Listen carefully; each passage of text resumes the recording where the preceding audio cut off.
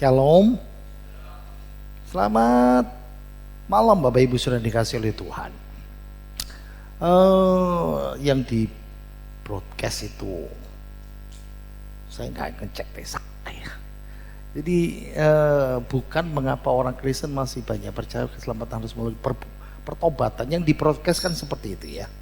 Harusnya ya ini, mengapa orang Kristen masih banyak yang percaya bahwa keselamatan itu harus melalui perbuatan. Yang pertama yang kita pelajari bersama-sama, ini masih belum, presenternya masih belum jalan.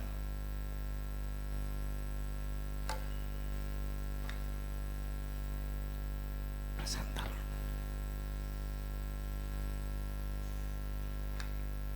Nah, yang pertama karena diajarkan seperti itu. Jadi kalau kita memperhatikan Bapak Ibu saudara-saudara, saya balik lagi ya pertanyaannya, kok nggak bisa ya saya kendalikan dari sini. Nah, mengapa orang Kristen masih banyak yang percaya bahwa keselamatan itu harus melalui perbuatan? Karena mereka diajar. Jadi mesti paham juga ya, diajar oleh, nah ini kepercayaan atau iman pada keselamatan berdasarkan perbuatan itu karena mereka menafsirkan sesuatu yang salah tentang peranan iman dan tindakan, iman dan perbuatan. Kita tahu ya, sebagai orang Kristen, keselamatan kita itu karena anugerah Tuhan. Tapi ada juga orang-orang tertentu yang gereja-gereja tertentu dan pendeta-pendeta tertentu itu mereka ngejari begini. Jadi untuk bisa selamat, untuk bisa ke sorga, orang Kristen harus menunjukkan imannya dengan cara ngikutin apa? Ngikutin sakramen. Sakramen itu upacara-upacara gereja. Kebetulan saya baru saja ngajar di S3 ini ya. Ada namanya pembenaran karena iman. Nah, aliran gereja tertentu pembenaran karena iman itu kita dibenarkan karena iman itu. Nah, iman itu ngikutin sakramen. Jadi harus ikut ini, melakukan kebajikan, melakukan perbuatan kasih, melakukan kewajiban-kewajiban agamanya. Ya, berapa tahun yang lalu ya, saya lupa. Pak Hani rasanya telepon saya. Saya lagi di mobil, terus Pak Hani telepon saya. Dengerin radio channel ini. Karena pendeta itu ngajarin kalau nggak memberi persepuluhan nggak masuk surga. Saya masih ingat itu. Ya. Jadi kenapa orang Kristen percaya bahwa keselamatan itu harus melalui perbuatan ini karena diajar seperti itu. Yang kedua, kenapa orang Kristen masih banyak yang percaya bahwa keselamatan harus melalui perbuatan? Karena, nah ini yang kedua, menilai Allah itu disamakan dengan kita manusia. Jadi mereka berharap pikirannya, hatinya berharap bahwa Allah itu menilai kita dengan cara yang sama. Misalnya saya nilai istri saya, kita nilai sesama kita, ya. Jadi kita menilai orang itu dari baik buruknya. Nah, kita menganggap Allah itu seperti itu. Nah, karena dengan pikiran manusia, bukan pikiran Allah, ya selama kebaikan kita banyak daripada yang buruk, lalu kita berpikir, rasanya nggak apa-apa. Mantap hati kita. Rasanya semuanya baik-baik saja. Kita berusaha untuk melakukan hal-hal yang cukup baik, lalu kita merasa, wah saya sudah bikin Tuhan senang. Saya bikin Tuhan Allah senang. Kalau Tuhan Allah senang, berarti saya diizinkan masuk surga. Jadi kesalahpahaman ini didasarkan pada gagasan bahwa kalau kita jadi pribadi yang baik, yang cukup baik, berarti saya dapat akses dari Tuhan masuk ke surga. Memang secara logika kan kita kalau mikir ya, oh dia orang baik bisa jadi teman saya. Oh dia orang jahat, oh nggak bisa jadi teman saya. Nah kalau saya baik sama Tuhan, kalau saya baik sesama kepada sesama, saya dikasih Tuhan kesempatan untuk masuk surga. Nah pertanyaannya adalah gini, di mana salah besarnya? Di mana letak kesalahan orang kalau mikir begini? Ingat ya, kesalahannya di sini. Tuhan Allah itu sempurna. Karena Tuhan Allah itu sempurna, maka standarnya juga sempurna. Surga, tempat kediaman Tuhan, tempat kediaman Allah yang sempurna, berarti untuk masuk ke tempat itu standarnya juga harus sempurna. Harus paham itu. Jadi kebaikan kita yang kita lakukan harus ikuti standar Tuhan. Nah, makanya bagi kita manusia, nggak ada manusia yang sempurna. Kita penuh dosa, kita punya dosa, kita punya natur keberadaan dosa kita.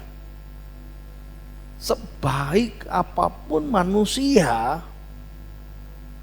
bagaimana bisa mencapai kesempurnaan seperti Allah? Dengan perbuatan kita manusia dan kita manusia yang terbatas. Gak bisa. Itu sebabnya Alkitab memberikan kita catatan hanya melalui anaknya, Yesus Kristus, seorang dapat dibenarkan di hadapan Allah dan memperoleh hidup yang kekal. Nah ingat, Yohanes 1 ayat yang ke-12, kita baca sama-sama. 2, 3. Tetapi semua orang yang menerimanya diberinya kuasa supaya menjadi anak-anak Allah, yaitu mereka yang percaya dalam namanya. Nah ini lihat ya, saudara menjadi anak-anak Allah bukan melakukan perbuatan, tapi yang menerimanya, yaitu mereka yang percaya di dalam namanya. Kisah Rasul pasal 4 ayat yang ke-12, kita baca 2, 3. Kan keselamatan tidak ada di dalam siapapun juga selain di dalam Dia, sebab di bawah kolong langit ini tidak ada nama lain yang diberikan kepada manusia yang olehnya kita dapat diselamatkan. Jadi kalau kita memandang bahwa perbuatan baik kita itu, kita memandang karena Allah itu, wah kayak manusia kalau saya baik saya diterima, nggak bisa masuk. Karena standar kita dengan standar Allah itu beda. Next. Kenapa masih ada orang Kristen yang masih percaya keselamatan harus melalui perbuatan? Nah kalau dia jadi orang Kristen yang cukup lama, mulai belajar, mulai ngerti, ini jawabannya. Ada kebingungan pasangan yang paradoks, pasangan yang kayaknya kok bertentangan ya. Apa itu ya, kayak gini ya. Jadi kebingungan orang-orang Kristen, ada doktrin, ada pengajaran ya, kebenaran doktrin, tapi ini dialektis, doktrinal ya, tapi kayaknya seperti bertentangan dan itu menjadi misteri. Kasih contoh ya. Nah ini ada istilah Allah yang transenden, Allah yang jauh. Allah itu di surga. Allah itu tidak terhampiri. Allah itu tidak bisa dijangkau. Tapi kita tahu bahwa Alkitab berkata Allah ada di tengah-tengah kita. Allah yang dekat sama kita. Nah itu imanen. Transenden itu Allah yang jauh. Sehingga orang kesulitan untuk, kayak apa ini ya? Lalu gini, kita tahu sebagai orang Kristen, ya, misalnya Yohanes katakan, dan orang-orang yang diberikan Bapakku sebagai miliknya, mereka aman dalam tanganku. Tidak ada seorang pun yang dapat merebut mereka dari tangan Bapakku. Nah, itu namanya jaminan keamanan kekal. Hidup kita aman dalam tangan Tuhan. Tapi ada paradoks yang lain. Kita disuruh namanya ketekunan. Disuruh tekun sebagai orang Kristen, bertekun dalam iman, ya, sungguh-sungguh di dalam Tuhan. Makanya ini namanya kebingungan kalau tidak bisa paham. Ini kebingungan yang paradoks itu. Tapi lagi, misalnya ya, Yesus itu, ingat ya, kita punya Allah Tritunggal. Masih ingat ya pelajaran Allah Tritunggal mungkin awal tahun ya. Tiga, oh, sudah lupa ini. 3 pribadi, 1 hakikat. Ya, 3 pribadi, 1 hakikat. 3 pribadinya apa? Bapa, Anak, Roh Kudus. 3 pribadi, 1 hakikat, Allah. Berarti kita tahu ya, Yesus itu setara dengan Allah, Bapa. Tapi dalam Alkitab berkata, Yesus berkata, Anak tunduk kepada Bapa. Loh, katanya setara. Tapi kenapa mesti tunduk? Nah, ini namanya kebingungan pasangan paradoks itu. Ada lagi, kita dengar kemerdekaan dalam Kristus, kebebasan Kristen. Kita tidak lagi diperhamba. Kita adalah orang yang dimerdekakan oleh Kristus. Ini namanya kebebasan Kristen, kemerdekaan Kristen. Tapi di satu sisi Tuhan ngajarin kita namanya tanggung jawab sebagai orang percaya. Nah, ini sama persis ketika orang disuruh beriman kepada Yesus, tapi ayat yang lain berkata iman tanpa perbuatan adalah mati. Sebetulnya sudah saya ngerti ya, tapi sudah pasti lupa. Kan saya sudah khotbah seri kitab Yakobus berapa 2 tahun 3 tahun lalu ya. Nah, kalau kita fokus di sini, habis ini di poin ini ya berikutnya ya. Saya nggak jawab di sini, saya jawab di poin berikutnya. Jadi banyak ya, kenapa orang Kristen masih banyak yang percaya keselamatan itu melalui perbuatan. Nah, lihat ya, kebingungan antara iman dan perbuatan. Nah, jawabannya pandangannya salah tentang berbuat baik yang diceritakan dalam Alkitab dipahami tapi salah. Oh, itu dasar keselamatan. Jadi banyak orang Kristen salah memahami perintah tentang kita harus berbuat baik dalam Alkitab. Betul. Tapi itu dipahami sebagai supaya kita selamat masuk surga.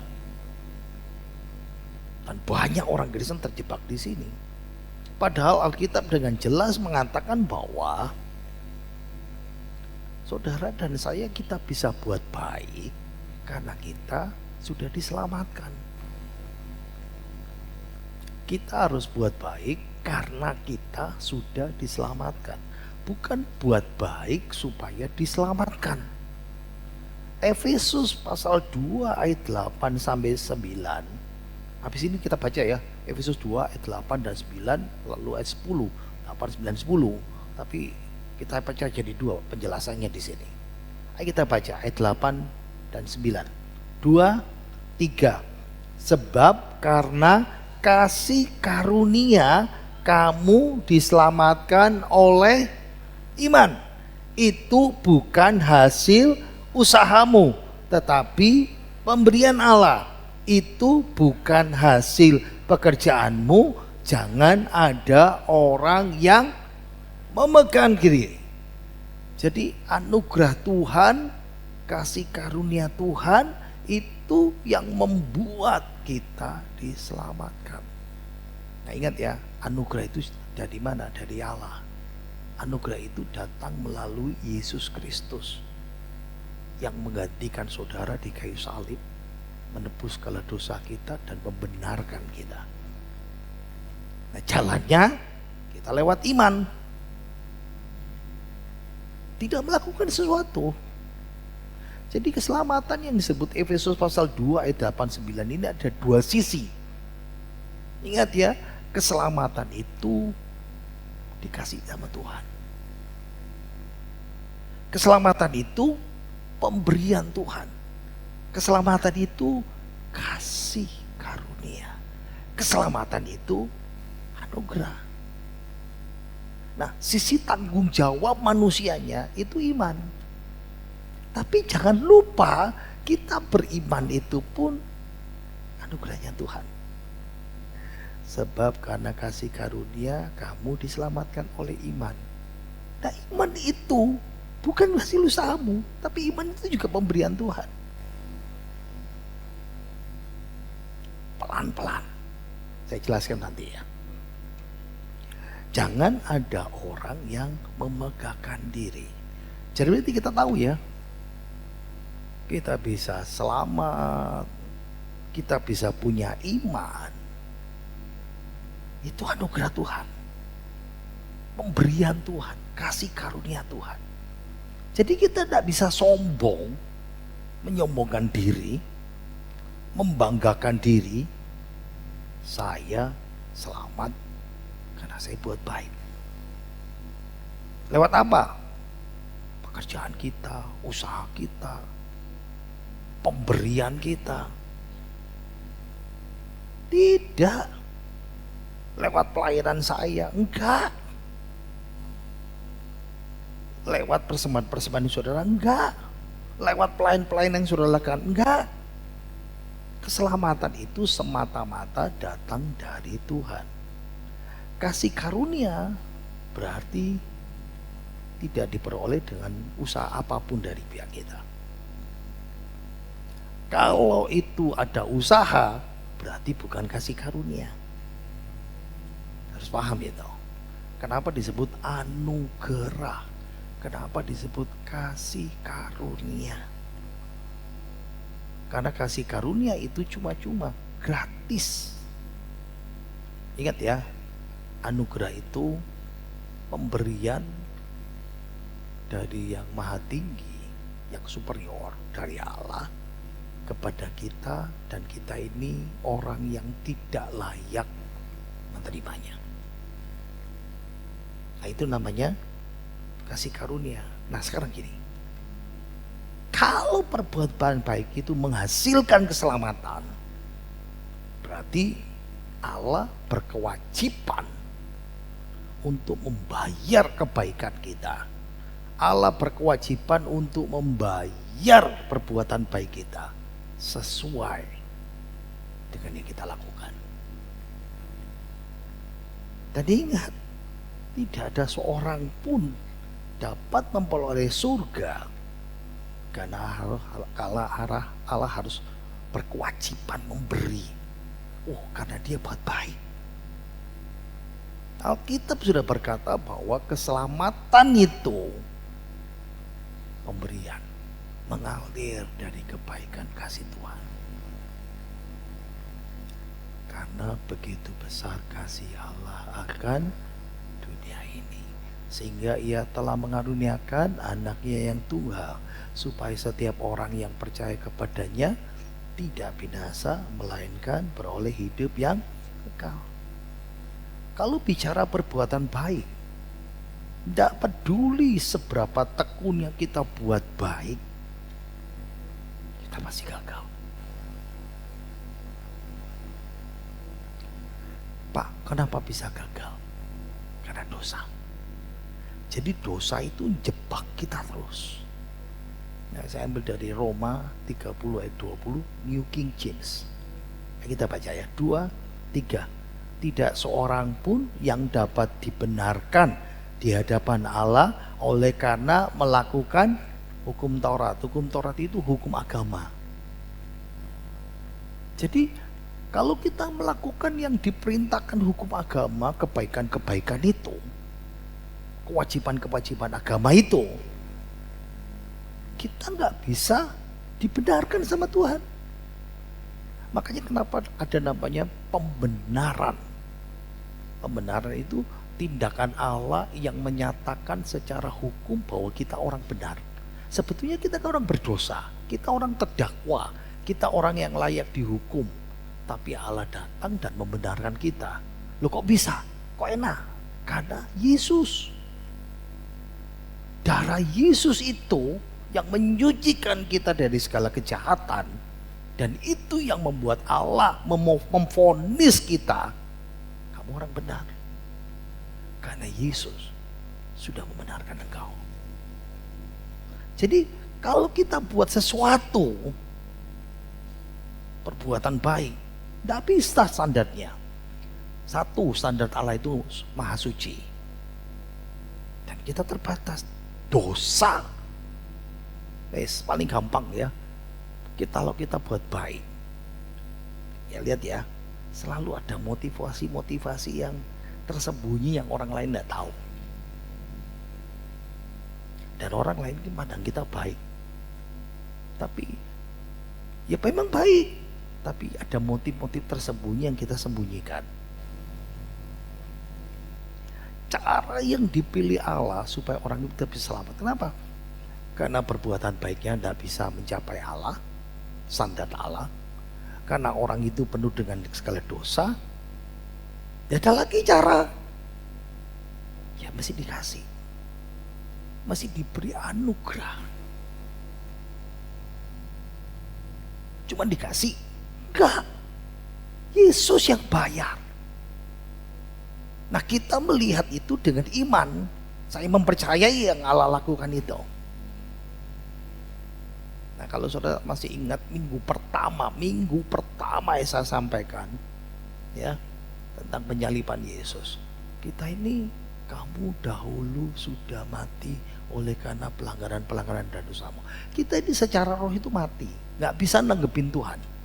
Kecuali Allah datang, rohnya membangkitkan kita, lalu kita meresponi. Makanya anugerah, kasih karunia, dan kita bisa beriman itu pemberian Tuhan. Ayo kita baca English Standard Version, Mazmur. Hampir sama ya dia bahasa dalam beberapa terjemahan. Baca 2, 3. Keselamatan adalah dari Tuhan. Mesti paham itu. Sampai ya. Sebab karena kasih karunia, ayat 8 dan 9. Sebab karena kasih karunia kamu telah diselamatkan oleh karena iman. Itu adalah pemberian. Jangan ada seorang pun yang memegahkan diri. Dilanjutkan ayat yang ke-10. Baca ayat 10. 2, 3. Karena kita ini buatan Allah, diciptakan dalam Kristus Yesus untuk melakukan pekerjaan baik yang dipersiapkan Allah sebelumnya. Ia mau supaya kita hidup di dalamnya. Karena kita ini buatan Allah. Kok bisa? Oh memang semua makhluk ciptaan? Enggak. Diciptakan dalam Kristus Yesus. Itu kuncinya. Berarti sesudah ayat 8 dan 9 diselamatkan karena anugerah Tuhan, dan kita meresponi dengan iman. Jangan lupa iman kita itu dari Tuhan juga. Sesudah diselamatkan karena kasih karunia, baru kita dikasih tugas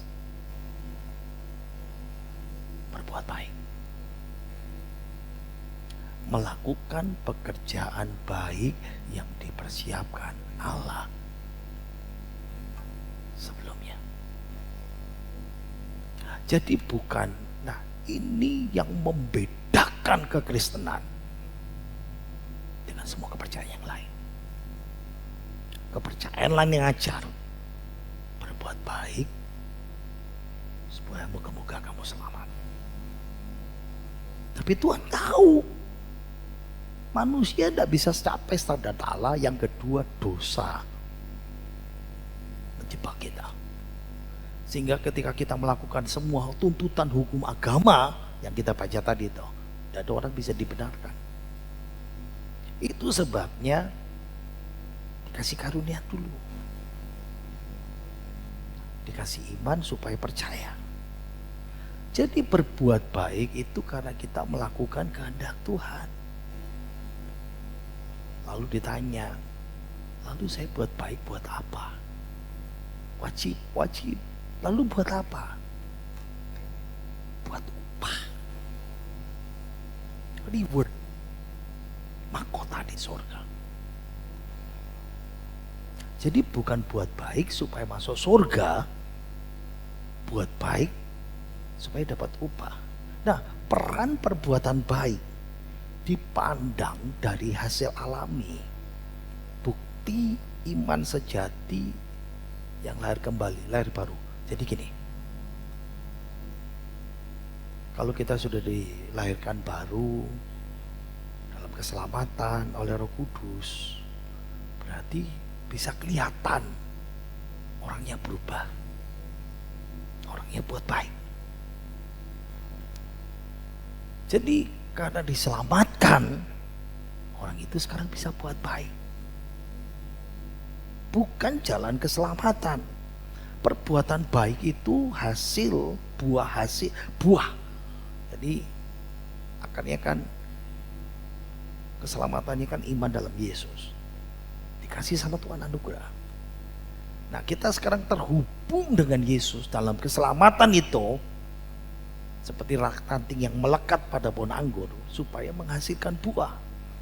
Jadi sesudah diselamatkan baru kita menghasilkan buah untuk Tuhan. Makanya perbuatan baik di Yakobus itu, iman tanpa perbuatan adalah mati. Bukan iman ditambah berbuat baik. Salah. Kalau iman tidak diungkapkan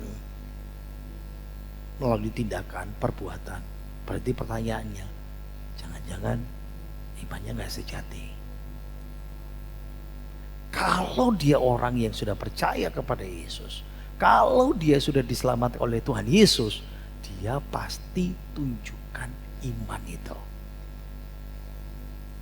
melalui perbuatan baik.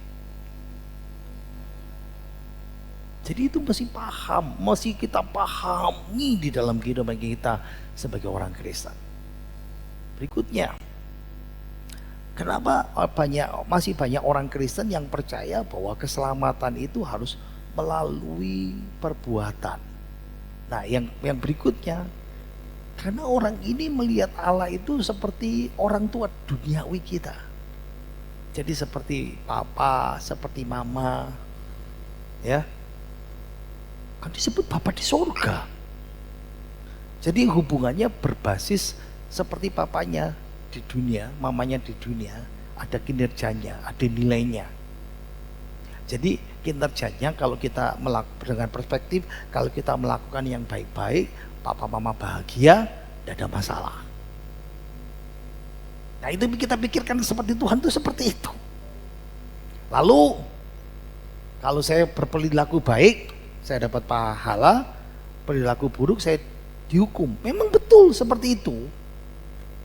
Tapi bukan buat baik supaya saya dapat pahala masuk surga. Buat baik karena saya mau dapat mahkota di surga. Bukan diselamatkan karena kita sudah selamat. Memandang Allah dengan cara seperti ini dapat mudah salah memahami peran Bapak yang harus disenangkan. Tuhan mau kita melihat pribadi Allah itu melalui iman dalam Yesus. Sekarang, kenapa ada juga orang Kristen yang percaya keselamatan harus melalui perbuatan? Nah, karena perbuatan itu dipandang sebagai kendali. di tangan mereka sendiri.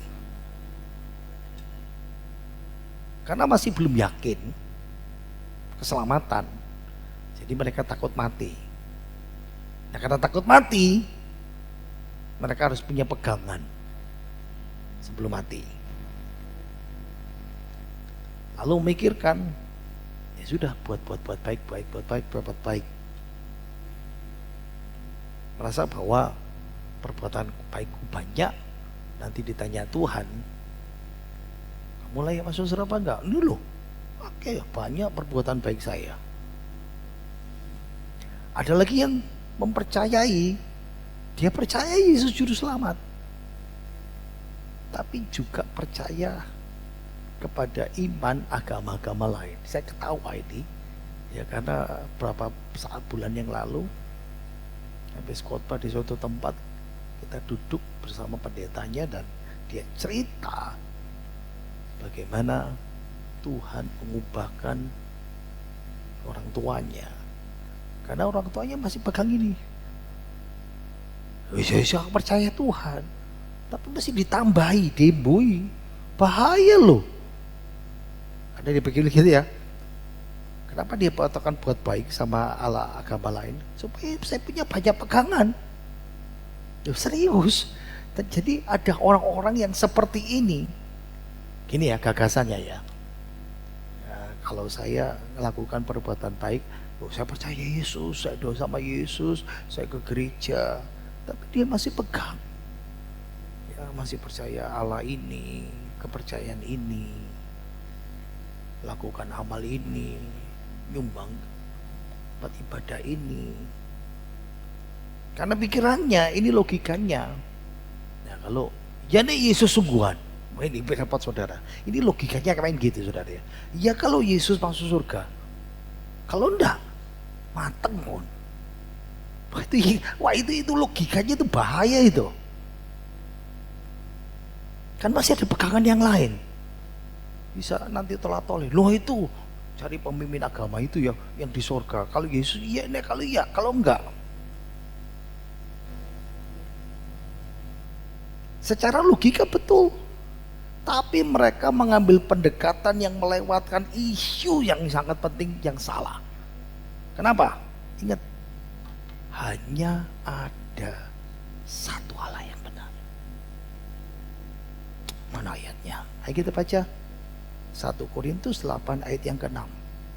2, 3. Namun bagi kita hanya ada satu Allah saja, yaitu Bapa, yang daripadanya berasal segala sesuatu. Stop.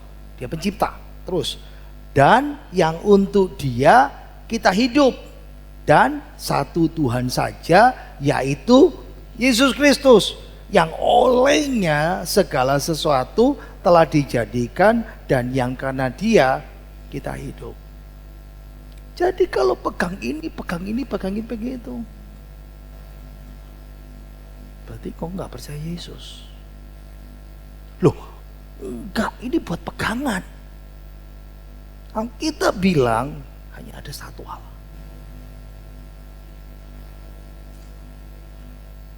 Yang kedua, Allah tidak mengharapkan kita punya kinerja yang cukup baik untuk keselamatan, maksudnya ya. Karena kita tidak bisa mungkin buat baik secara sempurna seperti Allah. Dan Allah, ayat yang tadi itu ya, Allah kasih jalan satu-satunya, ya lewat Yesus. Dan menawarkan keselamatan itu cuma-cuma, anugerah cuma-cuma. Yuk terima.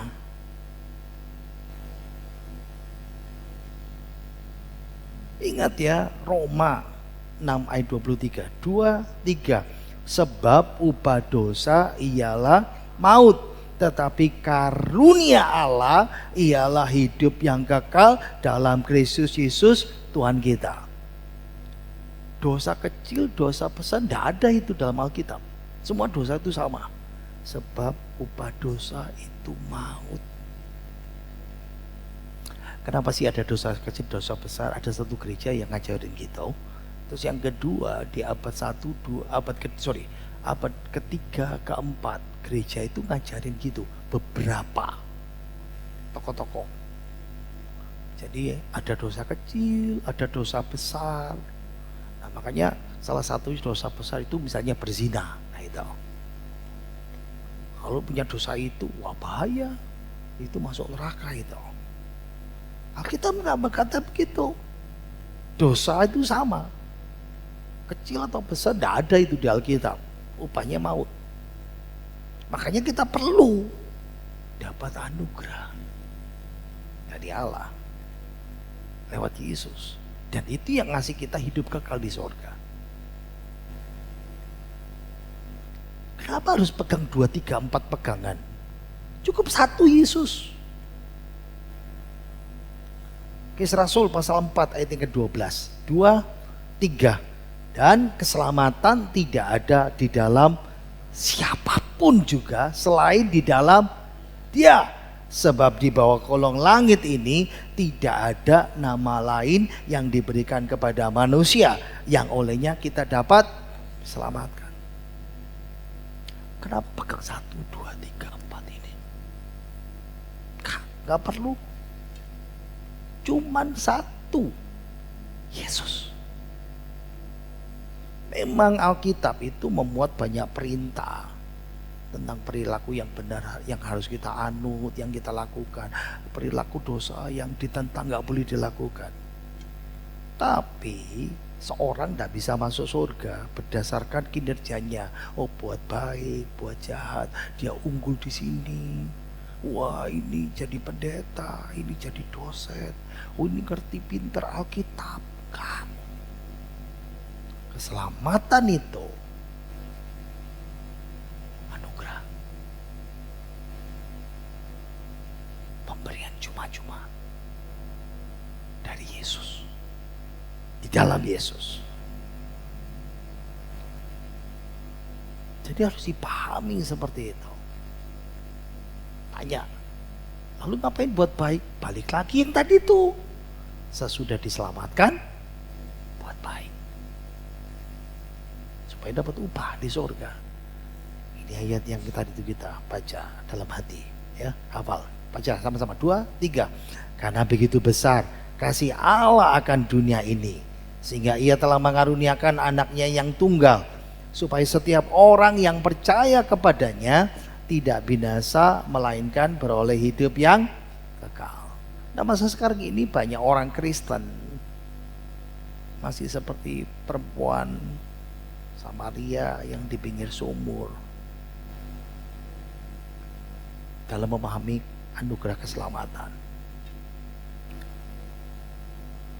Kalau kita mungkin baca Alkitab, dengar khotbah, dengar pengajaran, sama seperti perempuan ini. Dia lihat Yesus cuman dari sudut pandangnya sendiri. Yesus nawarin, wanita, kalau kamu minum air yang akan kuberikan kepadamu, kamu tidak akan haus lagi selama-lamanya. Pikirannya pikiran manusia. Wah, lumayan kalau ada air kayak gitu, tidak usah tiap hari keluar ke sumur. Di rumahnya, sumurnya mungkin di pasar Pucang itu ya, atau di sekolah di sekolahan di sana. Wah, kalau punya air itu enak saya. Air gratis seumur hidup, tidak usah nimbal lagi. Kita juga pikiran seperti itu. Nah, sementara Yesus sedang membicarakan air hidup itu keselamatan tentang dirinya. Nah, pikiran kita itu manusiawi sekali seperti itu, sering ya. Makanya Yesus menyapanya, kita baca Yohanes 4 ayat 10, 2, 3.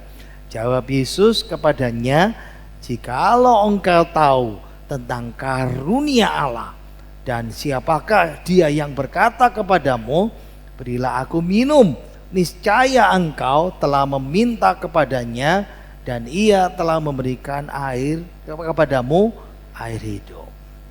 Jadi fokus kita hari ini harus melihat hidup ini dari sudut pandang Tuhan.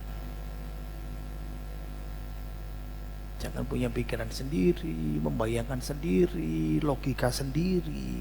Karena sudut pandang kita ini terbatas. Kalau kita melakukannya, kita akan menyadari bahwa wow, karena begitu besar kasih Allah. Makanya dia menawarkan cuma-cuma kepada kita. Saya mau tutup. Karena kita minoritas di Indonesia.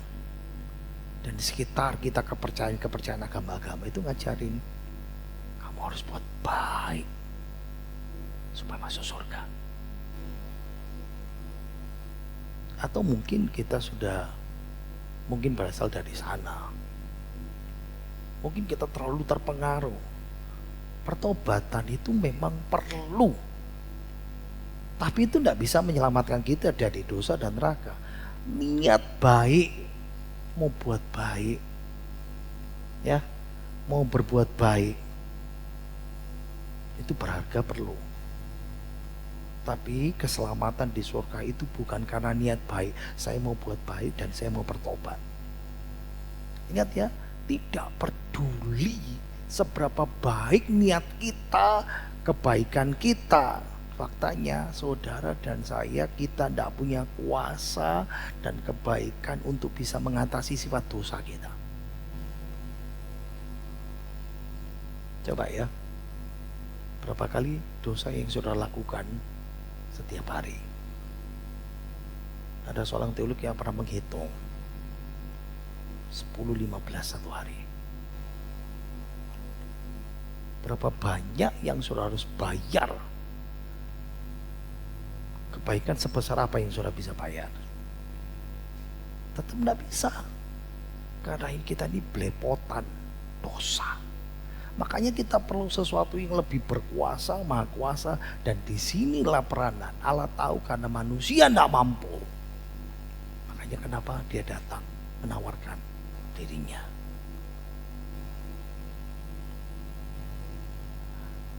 Yesus harus mati buat kita, menebus segala dosa kita. Itu karunia Tuhan dan kita menerimanya dengan iman. Ini seperti pujian klasik.